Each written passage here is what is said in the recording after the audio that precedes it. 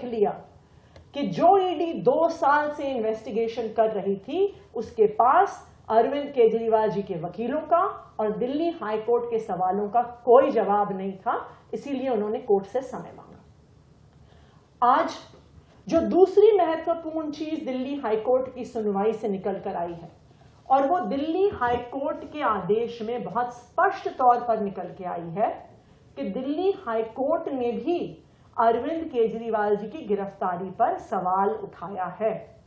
High court ने अपने order में पैरा नंबर 15 में यह स्पष्ट तौर पर लिखा है कि the court is further of the opinion that the present petition raises several issues of legality and validity regarding the arrest and remand of the petitioner, Mr. Arvind Kejriwal. Additionally, we question whether the arrest may be politically motivated and malafide.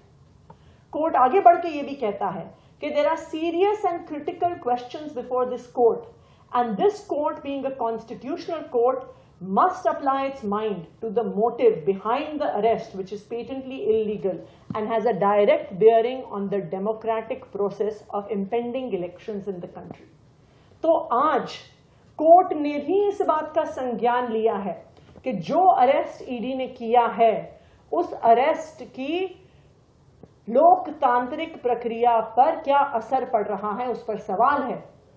जो arrest ED ने किया है उसकी legality पे सवाल है, जो arrest ED ने किया है उसकी पॉलिटिकल मोटिवेशंस पर सवाल है।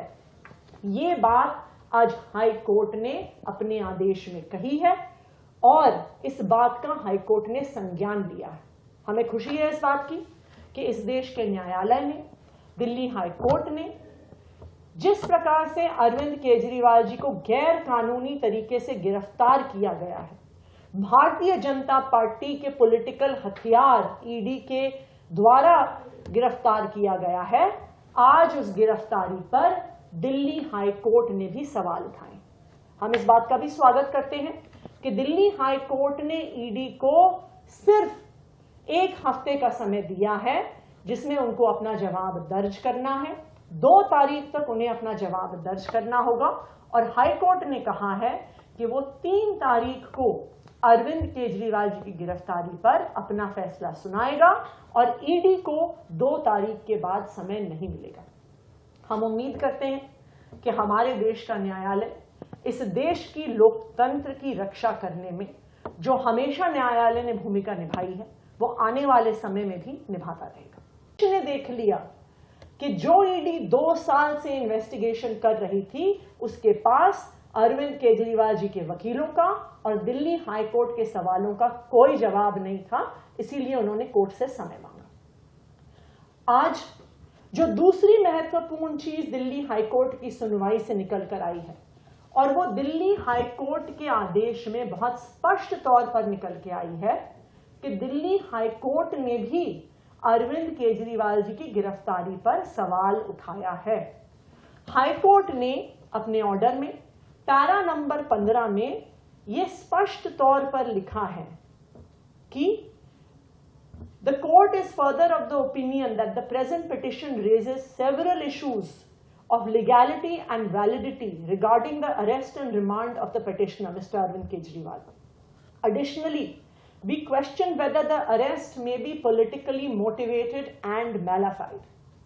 Court आगे बढ़ के ये भी कहता है कि there are serious and critical questions before this court, and this court, being a constitutional court, must apply its mind to the motive behind the arrest, which is patently illegal and has a direct bearing on the democratic process of impending elections in the country. तो आज court ने भी इस बात का संज्ञान लिया है कि जो अरेस्ट ईडी ने किया है उस अरेस्ट की लोकतांत्रिक प्रक्रिया पर क्या असर पड़ रहा है उस पर सवाल है। जो अरेस्ट ईडी ने किया है उसकी लीगैलिटी पे सवाल है, जो अरेस्ट ईडी ने किया है उसकी पॉलिटिकल मोटिवेशंस पर सवाल है। ये बात आज हाई कोर्ट ने अपने आदेश में कही है और इस बात का हाई कोर्ट ने संज्ञान लिया है। हमें खुशी है इस बात की कि इस देश के न्यायालय ने, दिल्ली हाई कोर्ट ने जिस प्रकार से अरविंद केजरीवाल जी को गैर कानूनी तरीके से गिरफ्तार किया गया है, भारतीय जनता पार्टी के पॉलिटिकल हथियार ईडी के द्वारा गिरफ्तार किया गया है, आज उस गिरफ्तारी पर दिल्ली हाई कोर्ट ने भी सवाल उठाए।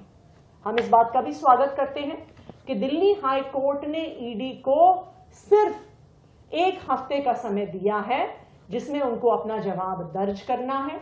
2 तारीख तक उन्हें अपना जवाब दर्ज करना होगा और हाई कोर्ट ने कहा है कि वो 3 तारीख को अरविंद केजरीवाल जी की गिरफ्तारी पर अपना फैसला सुनाएगा और ईडी को 2 तारीख के बाद समय नहीं मिलेगा।